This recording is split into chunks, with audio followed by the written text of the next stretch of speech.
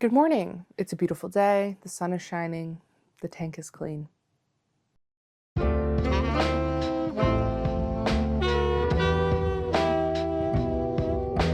Let's get started. This is everything I knit in the year 2025. I learned how to knit in April of 2025, so I didn't think I was going to make this video because I'm not great at documenting my projects.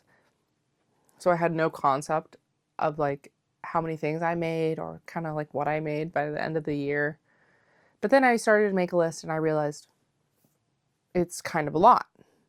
And the point of this channel is to document my makes, and I really want to get better about that, especially with taking pictures of things when they're finished in 2026. So I'm here just to document my first year as a knitter, everything I made. Okay. Turns out I made 31 things this year. 3 of them were for me. Boo. I'm a pretty big gift knitter. More than I thought I was. That's for darn sure.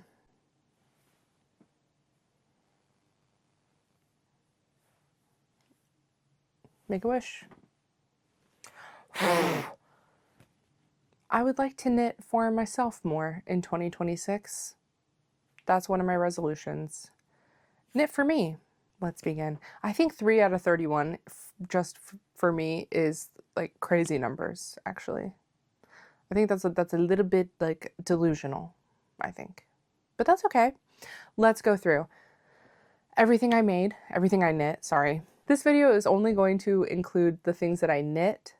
I crocheted a lot of things. I've sewn a couple things. I'm not including those in this video. I learned how to knit in April for my birthday. With this, I went to a secondhand craft store, bought some wool and the knitting needles to match the yarn label, and I knit the Ribbed Beanie Knit Flat by Knitting House Square on YouTube. Great tutorial. I mean, I had straight needles, so I had to find things that were knit flat. This taught me how to cast on, cast off, and knit 2 together. And I had to seam it, but I wouldn't really say that it taught me how to seam, more like it taught me that seaming is hard because it's not the best seam in the world. And I didn't know that knitting seams have bones. So I knit it like this, and then when you flip it up, the bone is on the outside. Whatever. Oh, the links for every pattern will be in the description. I've never worn this because it's very woolly. There's a lot of like vegetables in it, whatever that's called, roughage or something. Hay, sticks, you get it. And it's very lanolin-y. Lanolin-y. And I didn't know about wool wash at the time. I still don't own wool wash, but I would really like to get some and wash this so I can wear it. So that was my first ever knit project. Then I knit washcloths, like you would not believe. Here's an example of one washcloth. Here's an example of another washcloth. I believe this pattern is called Grandma's Favorite Washcloth or something. It's really everywhere. You can find it on YouTube or Ravelry, or it's like literally everywhere. And it's great. I had a lot of cotton scraps. So I would, and you knit this on the diagonal. So you start little, then you increase, and then you decrease. So I would knit until just under halfway, basically. And then I would start the decreases and I would use up the entire scrap. So nice. I use these all the time. I really like these washcloths. They're like very functional. And I knit a bunch of them just for repetition, just to get more confident and more comfortable with knitting, basically. So like these are really nice and functional. I also went berserko and like freestyled some bigger washcloths. I don't know. I don't know. I have no explanation for this, but I made it. So anyways, I made a lot of washcloths. Washcloths in general are project number 2. Then I was ready Project number 3, the Musubime bag by Afifa on Ravelry. It's got asymmetrical handles so that you can loop one through the other like this. This was my first written pattern on Ravelry. A doozy for sure. But I really like how the bag turned out. I never blocked it actually. Maybe that's why the handles curl a little bit. I don't know, but I don't mind it. I don't know if there's a specific name for this type of stitch pattern.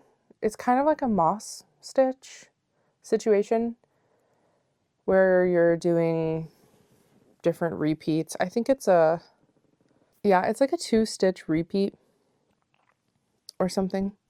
I can read this work now, but at the time it was more difficult for me to read my work, and that's why there's this mistake in this row that disrupts the pattern. At the time, I was really scared of like going back and fixing things, so I didn't. This also taught me that I need to learn more about weaving in my ends. This also is knit flat and seamed together. But I really like this little bag. And it was so useful in the summer. I would clip it to my fanny pack and take it with me to markets and stuff.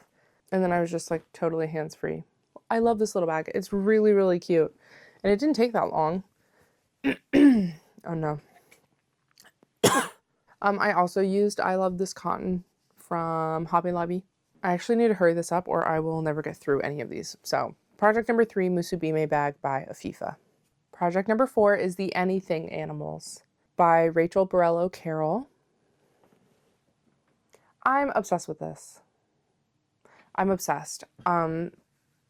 I just love little stuffed animals. That's how I got into crochet. I'm a Amigurumi. I'm obsessed with little stuffed animals. And I just used like scrap acrylic for my stash to make this. And this is actually the duplicate. I made 2 of these. Oh, I made 2 of these. Does that count? Let me know in the comments. Does it count as 1 or 2 projects if I made 2 of these? Okay, up to you. Anyways, I made 2 of these because I gave one to my cousin because she was the next like 5 or 6 projects.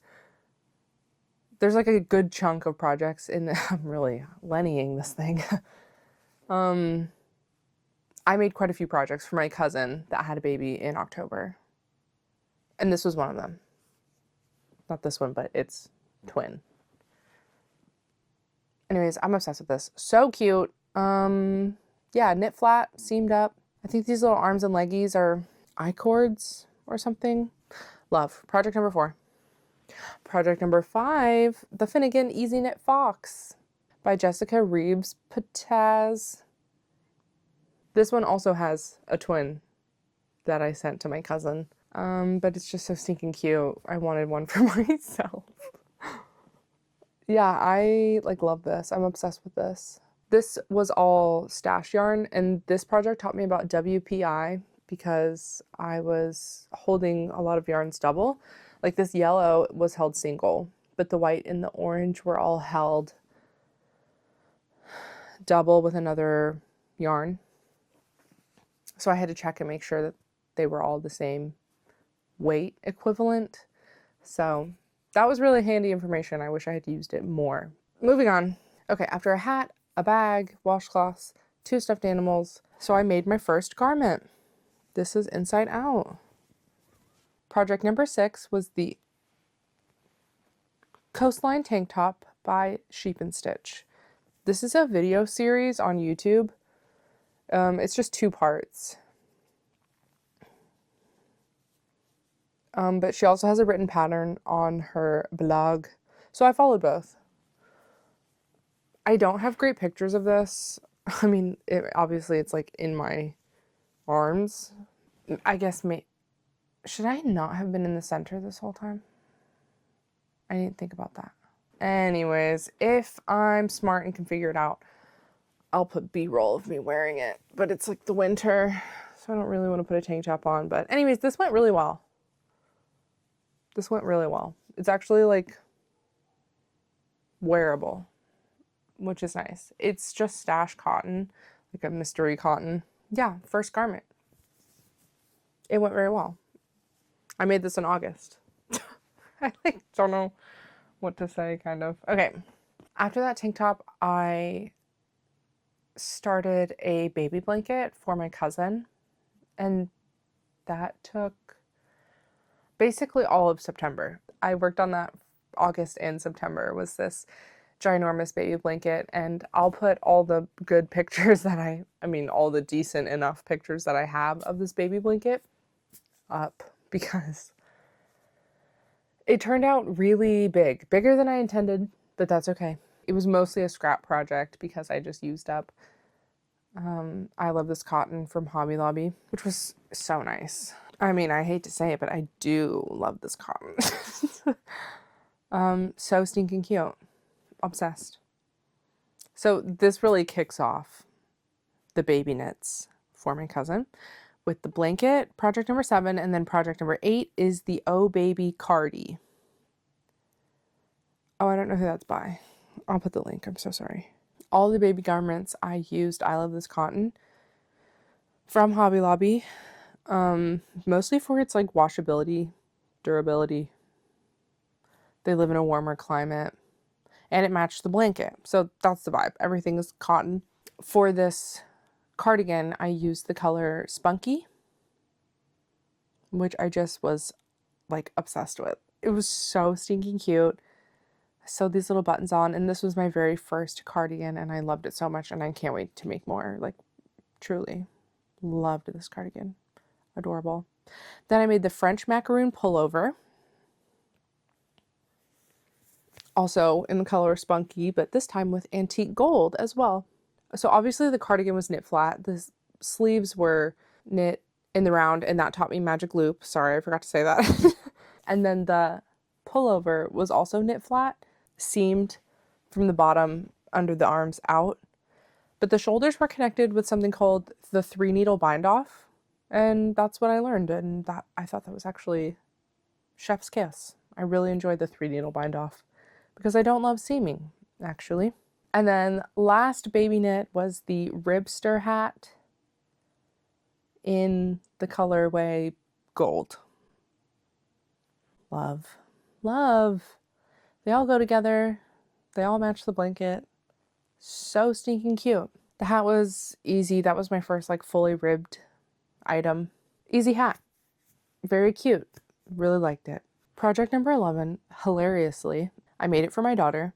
She hasn't worn it in weeks, but this morning she decided she wanted to wear it to school, so I don't actually have it with me to show you, but I do have pictures. This is a like semi self-drafted vest. I call it the dragon sweater vest. She's obsessed with these dragon books called Wings of Fire, and so I intarjed the Wings of Fire logo on the back of the sweater vest, and also each stripe matches a different type of dragon. Okay, if you know, you know. So this was a very collaborative piece. She picked the colors, she picked the theme. She loves a sweater vest. She gets a sweater vest. Yeah, I used like 4 different informations to help make this vest, but I really was just like, I don't know, trying. I really was just trying my best. I used like the Lavender Smiles drops pattern that's free on their website.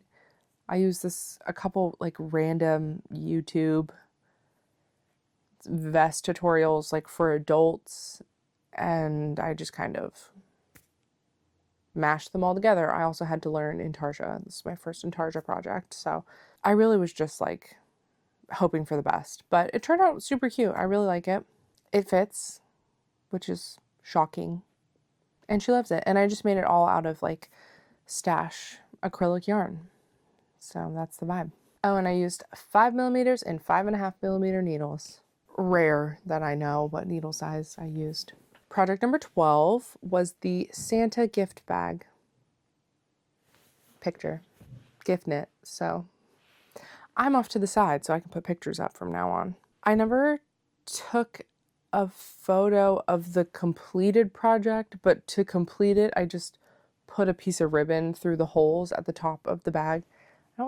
I don't think I ever gave Santa eyes because I was like a little too, it's supposed to come with eyes, but I was a little bit too scared to mess it up, so I just didn't even put eyes. I really love the idea of reusable gift bags. I would love to knit more gift bags in the future. I know that regular gift bags are also reusable, and believe me, we have like a whole stash of regular gift bags, but I'm trying to transition into like less waste. You know what I mean? It'll be fine. Plus also with like the store-bought gift bags, you kind of need tissue paper, otherwise it's just totally open at the top. So it's nice that this knit gift bag, you don't need any sort of tissue paper. You can put the gift in and just cinch the top. Yeah, so I'm looking forward to making more of those this year, especially because I gave this one to my mother-in-law, and that was knit entirely out of stash yarn as well. Project number 13 and 14 was a colorwork cowl. What's the name of it? Sorry, 2 seconds, bestie. Project number 13 and 14 is the Easy Peasy Cowl. Who's it by? By Carolina, oh no, Adamczyk. Okay, I am so sorry. The link is below. I'm sorry, Carolina. Ta-da! This was my first colorwork project. And I do love colorwork. I had a feeling I would like it because I love tapestry crochet, but I really like it. So cute. So this is 13 and 14 because I made another one for my mother-in-law for Christmas. This one's my daughter's. It's a little bit difficult to really see the color work because of this color changing yarn that I used, but I still think it's really cute. What a vibe. Color work, cowl, stash yarn, acrylic. Project 15 is this beanie. This is following Passionate Kelsey's worsted held double beanie pattern. I forget what she calls it, so sorry.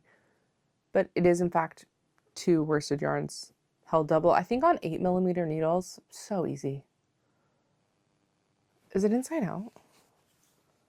Yeah, it's inside out. Okay, somebody's been wearing this inside out. That's hilarious. Anyways, she's been wearing this inside out. My daughter picked the yarn. We went to the yarn store. She picked the yarn. It has like a sparkle to it. Jury's out if you can tell. This was so fast. I mean, it's like worsted held double, so it's so fast. It's so easy. And using the same pattern, I made another hat for my mom for Christmas, which looks different than this, but it looks like this. And that was also stash yarn, I think acrylic, and then some type of fuzzy yarn, I don't know. But I really like these hats. I think they're great. Very, very squishy, like very comfy. You get it. Okay, project number 17 is a pink cowl I made for my sister-in-law for Christmas. We're into October now, by the way. And I just freehanded it. I had like one big skein of something. If I can find out what, I'll put it on the screen. But it was just like a self-drafted tube. It was a cowl, it was just a tube. No color work, but I did do some like strategic pearls just to give it some like visual interest. I don't know, Bessie, I was just like vibing. So that was project 17. So sorry. And then project number 18, my first pair of socks. Wow. This is using Yarn Bee in the colorway Market at Malta. It's comes in 100-gram hanks, and I have a little bit left over. Actually, a decent amount. You're wondering why does it matter that I have some left over? Let me tell you. I finished these socks. I used several information sources again because I tried to just follow My Favorite Vanilla Socks by the Unapologetic Knitter on Ravelry, and I needed some video tutorial help. I like wasn't really understanding, especially like the heel flap and gusset. I was just like, what is this doing? I don't get it. Couldn't see the big picture of like how it was going to turn out. Confusing. The heel turn specifically. Tough. Yeah, so I ended up doing things in like a Frankenstein kind of way, and then I couldn't replicate it on the second sock. So they turned out like this, and I didn't notice until I cast off the second sock and held it up to my husband and said, "Look at this, a pair of socks." And he said, "Are they supposed to be drastically different sizes?" Mm-mm.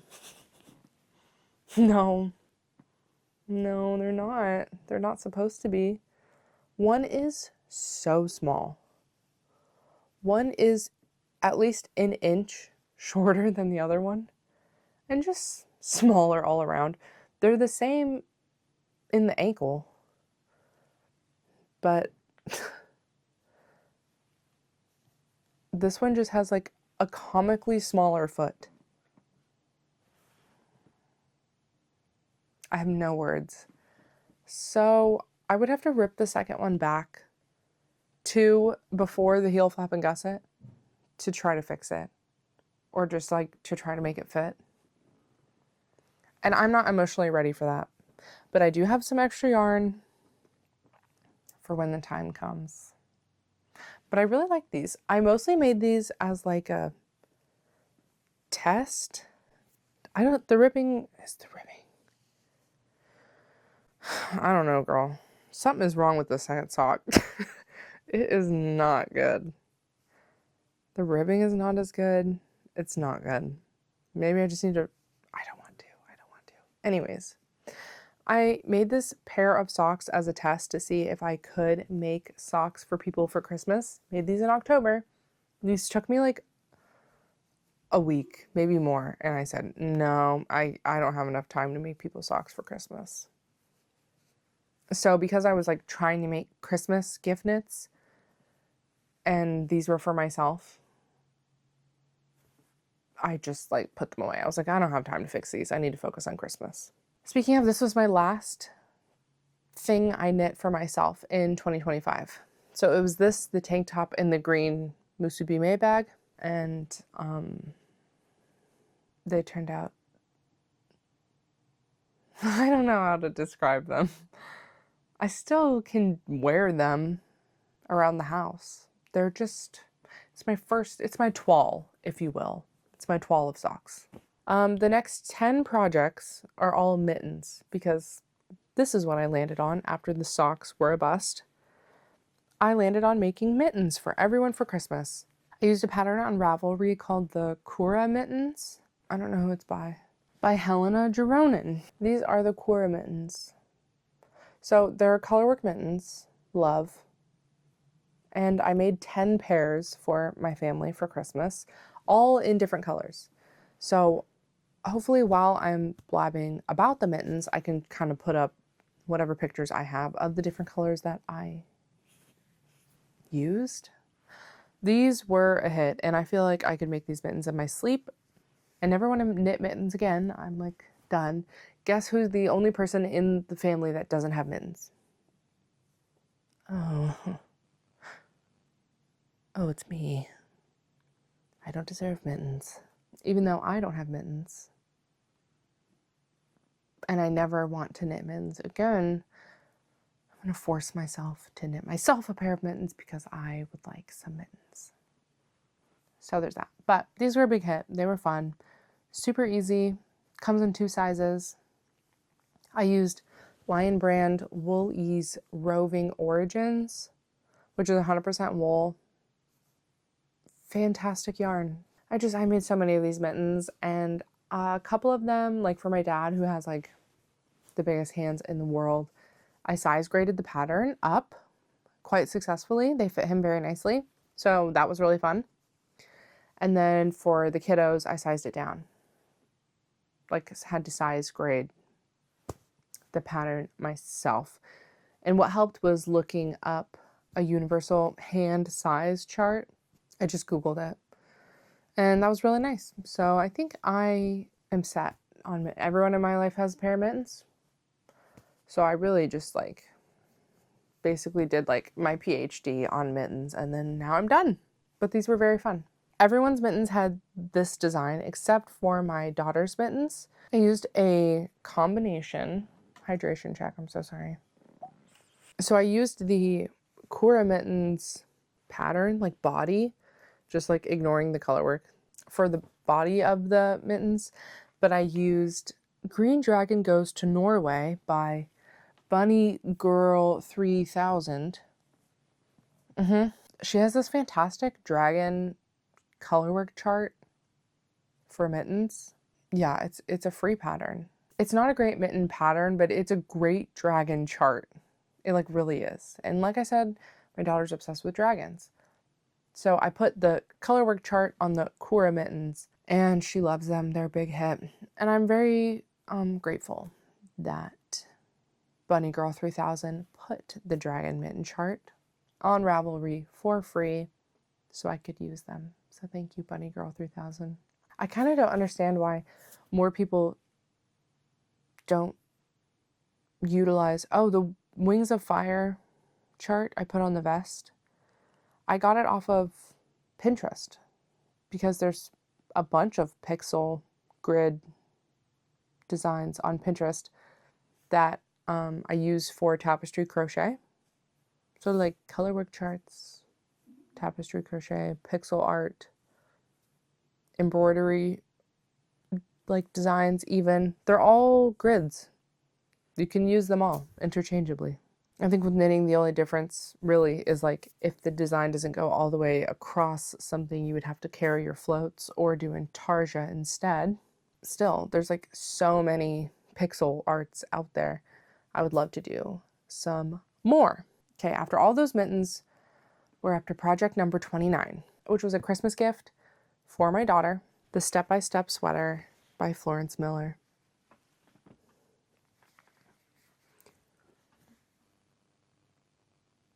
I have a couple things to say about this. First of all, the yarn I chose was Karen Chunky Cakes, which I think is like an acrylic yarn. It's very thick. It's like a bulky weight yarn. And the colors are really cute, but I think it's, I don't know, it's just like thick. So I would like to, because I'm not sure how much wear this gets. I'm suspicious of how much wear this gets. I think it's close to none. But like, look at that sleeve. Would you call that drape? I wouldn't. It's like, it looks like it's been starched. Anyways. Oh, this is my first time doing raglan increases. Maybe. But this was my first like raglan sweater. That was really fun. I would like to steek this. And I know that's crazy, but I think she would get more wear out of it if it was a cardigan. And it already is like very structured like a cardigan. These arms are just a little wonky. Whatever. They might be too long too. Whatever. I would like to steek this. I know that's crazy, but I want to do it. So hopefully in next year's roundup, there will be a steeked cardigan version of this. Plus I have a lot of cute buttons from my childhood, so I would like to use buttons on this. Yeah, this was good. I just don't think it's great. And then, I don't even have them. I have to go get some stuff. I'll be right back. Okay, good news. I ran around downstairs. I found the mittens. No, I'm out of breath. These are the mittens for my daughter. Wee, wee. I don't know why I did that. They're so little. We got a purple dragon and some stars and some flames. And then, because I had to carry like my floats basically throughout the whole mitten. I don't know why I didn't just do intarsia. But they are double thick mittens all the way. I did this. I just freestyled this. I don't know, besties. But they're very warm. And they're perfect for riding a scooter outside and skateboarding, whatever. So then, last projects of the year. Project number 30, project number 31, unless we're counting the stuffed animal doubles as their own projects, in which case this is 33 and 32 and 33. I'll let you decide. It's up to you, Pookies. Because I had so much Lion Brand Wool Ease Roving Origins left over, which is 100% non-superwash wool, which I bought for the mittens, and I had a lot left over because I bought one of every single color. I think there was 14. I decided to make, can you guess, my first ever knitting pattern that I bought Everything else has been free patterns. I should have said that. Everything else has been free so far. But not this one. I bought it. They've been used a lot around the house, so they're kind of dirty, but whatever. The sailor slippers. Turns out if you hold Lion Brand Woolly's Roving Origins double on 8mm needles, it felts and it's fine. It's perfect, and you'll meet gauge and it's perfect. And it's like, I don't know, cheap. That's my life hack for the sailor slippers. These are not this. I held these up like they were a pair. They're not a pair. What is happening? Aha! Okay, sorry besties. Here's the real pair. The sailor slippers. You can see how I got confused because these ones were for my daughter. They're a little big on her, but that's fine. They are like a wide slipper pattern, but I find them to be very comfortable, especially with socks. They're very comfortable. So, and I didn't put any grippy on the bottom. Jury's out if I will or not, but they're not too slippy. I don't think it's like dangerous, but it just depends on if you want the grip or not. Anyways, I duplicate stitched an R and an L on the bottom just in case. What I should have done was duplicate stitched it on the inside so you could see it, but that's fine. But you don't really need it anyways. I was worried that they would be like amorphous once they felted and you wouldn't be able to tell which one was supposed to go on which foot, but you can. Especially if you look at the bottom, you can clearly tell that they're like feet. Yeah, she wanted one green I-cord edge and one pink I-cord edge, so baby gets what baby wants. And I used just basically scraps from the mittens for these. So I made these for my daughter, and she has like, she's 8 and she wears a size 4 or 5 or something. So even though she hadn't released the kids pattern yet, I was able, they're like a size too big. I was still able to make a pair of slippers for my daughter because she has big feet like me, like a baller. And I also made a pair for my husband, and he wears his all the time as well. So these are the ones I made for my husband. I really like these ones. I ran out of yarn for the bottom of the foot. So I just used a purple scrap. That's fine. And he likes it. Fantastic. Love this pattern. So beautiful. Like so aesthetically pleasing. Easy to read. Easy to follow. Beautiful pattern. Love. I would love to make some for myself. My dad has requested a pair. These are just like such a hit. I might just make these for everyone for Christmas next year because they're fantastic. Love. Anyways, thank you for joining me for everything I knit in 2025. It was a big year of a lot of firsts. First sweater, first color work, first intarsia, cardigan, socks, hat, I guess, stuffed animal. A lot of firsts. Slippers, felting, a lot of firsts. And I had so much fun. I love knitting. Next year I would love to knit more things for myself. Call me crazy. I'd like to knit myself a sweater vest, another sweater, a cardigan. I would love some items for myself. So actually next year I hope to make less items, and that's only because most of these are small. Like 31 projects sounds really big, but most of these were really small projects. So like, that's how I got through so many. So next year I hope to tackle bigger, for me, less projects. Yeah, like a fully adult sweater for myself. For me. Sorry. I hope that was entertaining, informational. So sorry, my phone ran out of storage, so I had to delete some childhood memories, and then we're back. We're so back. Thank you for joining me, going through everything I knit in 2025. I had a lot of fun. Next year I want to knit more for myself, definitely, and some bigger projects because all of these were really small. And more socks. I would love to crack the code on sock knitting because that's what inspired me to start knitting in the first place, was knit socks and sweaters. So I gotta get into that. Enough of this. Anyways, I just want to let you know it's halfway through January right now. I have finished 5 things. They were all gift knits. Oh no. So we have to lock in. We have to leave 2025 behind. Lock in to knitting for myself. Thank you for joining me. I hope to post more regularly about my knits and not all save it for the end of the year. I would love if you like and subscribe. Follow along with me. I'm just a regular person who loves to do fiber arts, knitting, crochet, a little bit of sewing, though I'm very new at it, and occasionally some weaving. That was my first fiber craft, but they're just not as functional, so I don't do it very often. So irrelevant information. I would love if you join me on this journey. So I'll see you in my next video. Bye!